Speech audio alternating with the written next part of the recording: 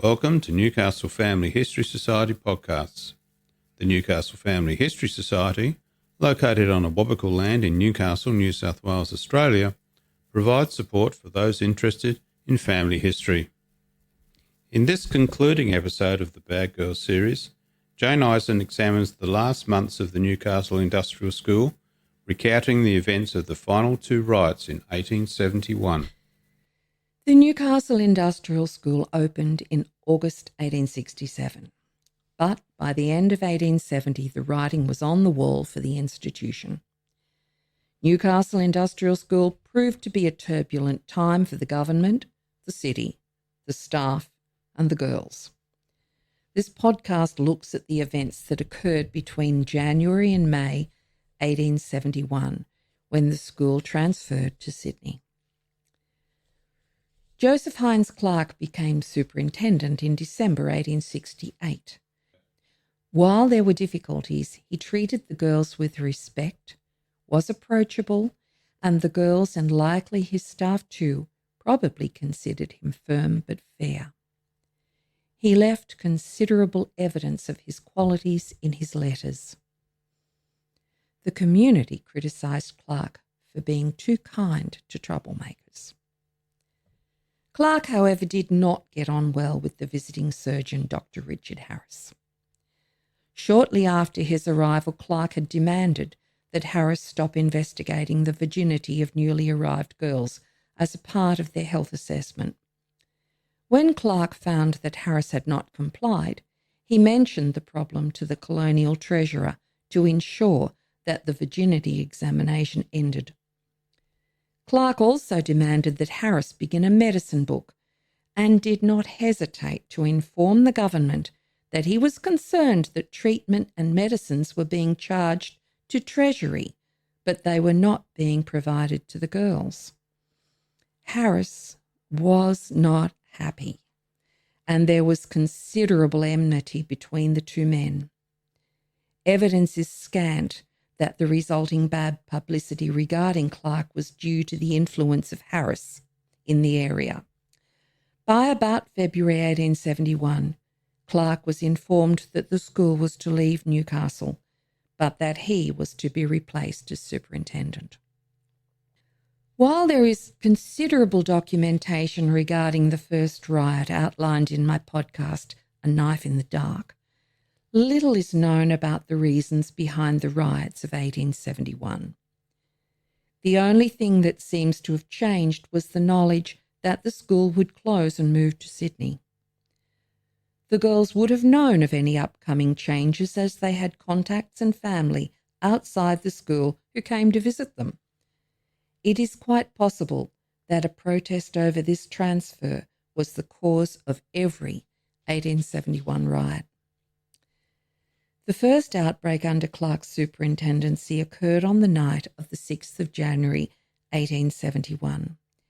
It was described in the Newcastle Chronicle as a desperate riot, and the detail in their second report on the outbreak suggests that Clark was interviewed. The inmates of the industrial school, who number 112, have behaved remarkably well of late. During the past 14 or 15 months, between 25 and 30 were hired out as servants in the town and country, and out of this number only 2 misconducted themselves. The remainder were reported by their employers as industrious and well conducted. Captain Clark is totally unable to account for the sudden and unexpected outbreak which broke out at about 10:30 at night. He can only attribute it to momentary impulses of wickedness in which some of the older girls have been known to indulge.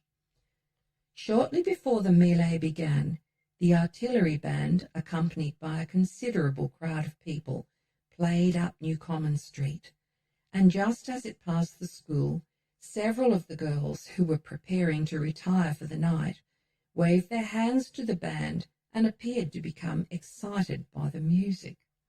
A few minutes afterwards, 11 of the girls became exceedingly uproarious and assumed a most violent and mischievous attitude, threatening to destroy the establishment and making use of the filthiest language conceivable. The superintendent and his assistants exerted themselves to the utmost to quell the disturbance, but, failing to do so, the police were sent for.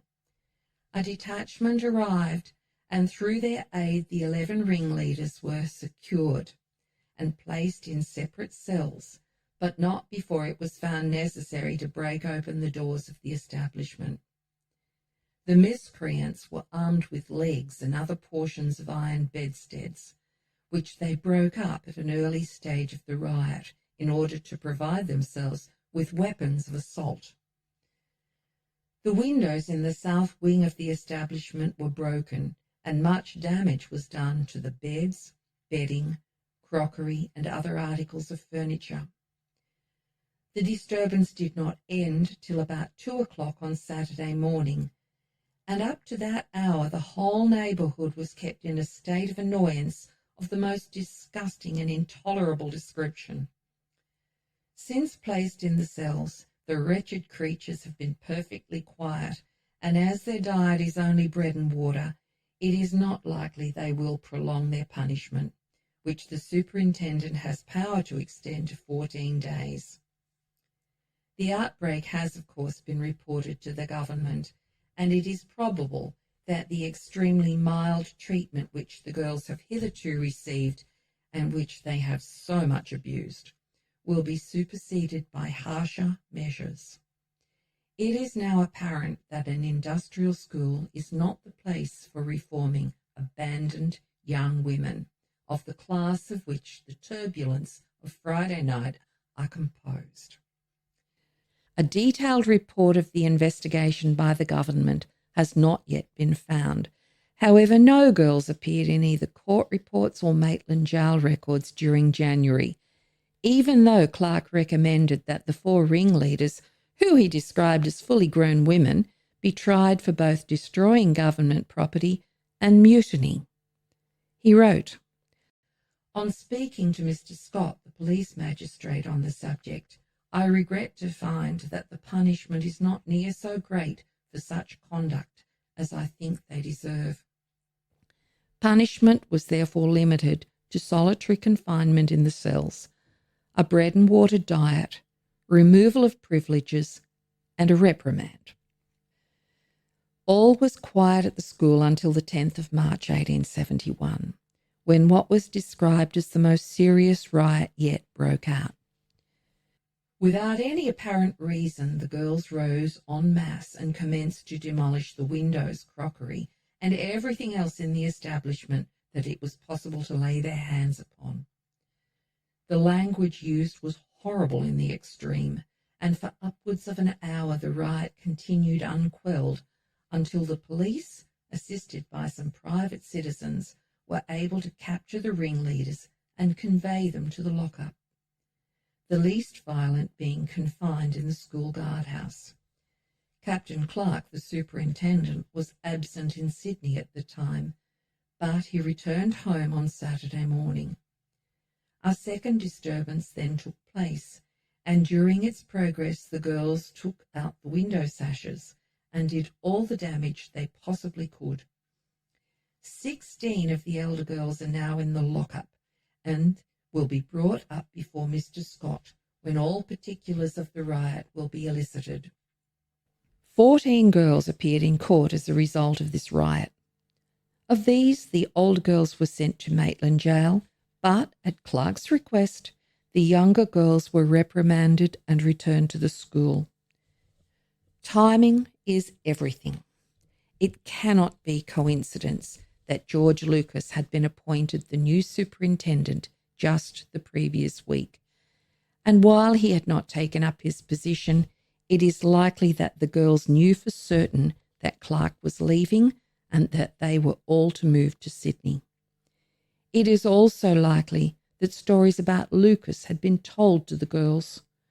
Lucas had worked for the poor on the streets of Sydney, but was also a member of the Temperance Union, so it is not hard to imagine that he was an object of derision in many poorer families.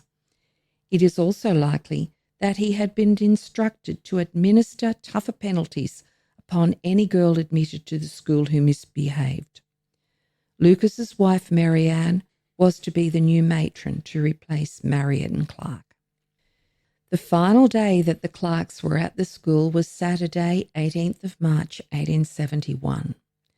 This was the day of George Lucas's induction as the new superintendent. The following weeks were chaotic. The Empire takes up the story. The Inspector of Public Charities read Captain Clark out of and Mr. Lucas into the superintendency of the Industrial School and Reformatory. During that day and the next, symptoms of insubordination greeted the new superintendent, and it was at once apparent that there had been no change in the girls' behaviour as a result. For a while the little volcano slumbered, only to burst out again with greater violence than ever. At 7:30 that evening, oaths, shrieks, yells, and the clamour of Babel once more resounded in the air. The girls were in open insurrection, and their guardians had lost all control. The language issuing from the barred windows was positively hideous, and loud above all rose the sound of heavy blows as the girls with the leg of an iron bedstead were bursting open the door to the dormitory. With crashes and oaths their prison was broken, and out into the night air came a mob of precocious viragos. 13 were soon captured by the police, aided by the citizens, and were lodged in the lockup. Gradually the screams of blasphemy and obscenity ceased, and the children retired to rest in the room that had been rendered almost uninhabitable. All was quiet, and so the night passed, but before 6 the following morning, little bits of things were at their windows, half-clad, cursing and swearing at a policeman going down Tyrrell Street. At 8:30 there was more row, and 4 more girls escaped but were recaptured on the sandhills and brought back. There was another interval of comparative quietness, but at 1:30 the uproar recommences. All the windows and their frames that have hitherto escaped are demolished. Oaths and wild shrieks again resound. One group steals out of the grounds and over the obelisk hill.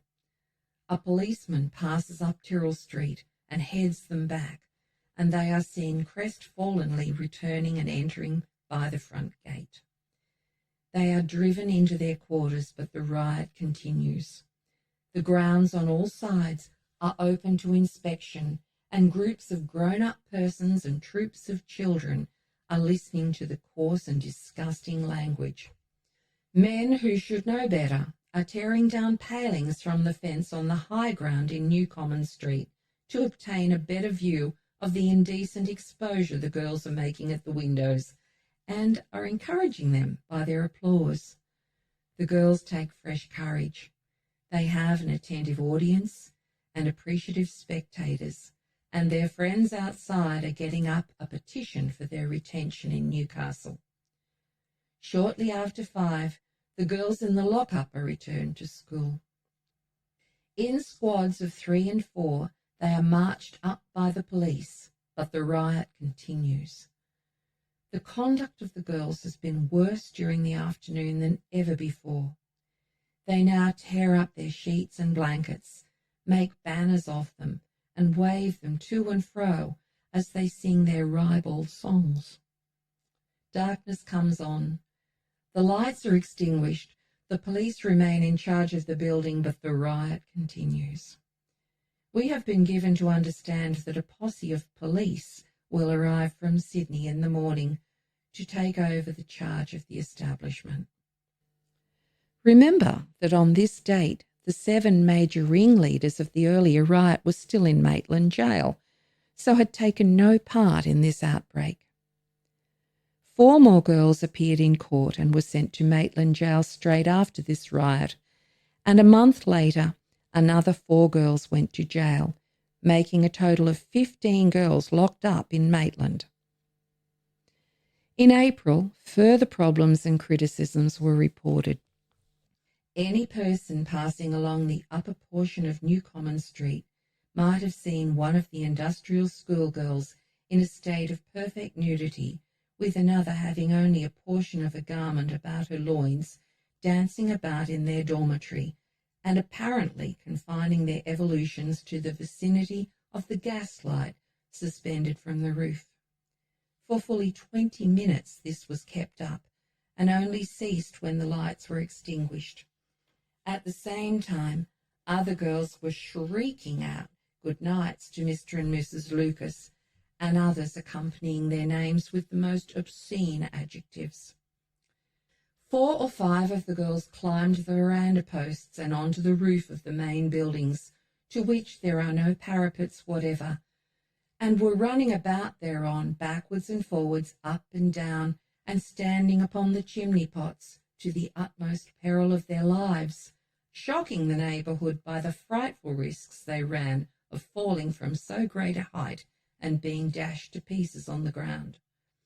Again, when the girls who had completed their 1 month's imprisonment at Maitland returned to the school, they received a perfect ovation from the others, who in crowds danced round them and welcomed them back with the usual amount of yelling and shrieking.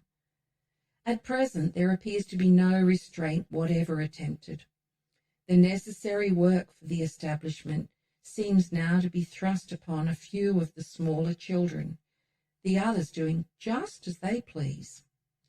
It is one continued scene of riot and confusion which prevails, and the worst feature about it is that the many little girls, of whose reformation there would otherwise be every chance, are being fast corrupted by their unrestrained intercourse with the older and worse characters. Naturally, the local community was angry. Petitions to and criticism of the government occurred in almost every local paper. The school was unpopular, and the tolerance of the people of Newcastle had ended. This was one of the many factors that resulted in Newcastle's closure. The riots and escapes were simply part of the problem. There was frequent public criticism of the age and type of girl admitted. There was criticism, too, of the mixing of the age groups, yet Clark had requested permission to move the angels, the older, more difficult girls admitted to the industrial school, into the reformatory building in order to separate them from the younger girls.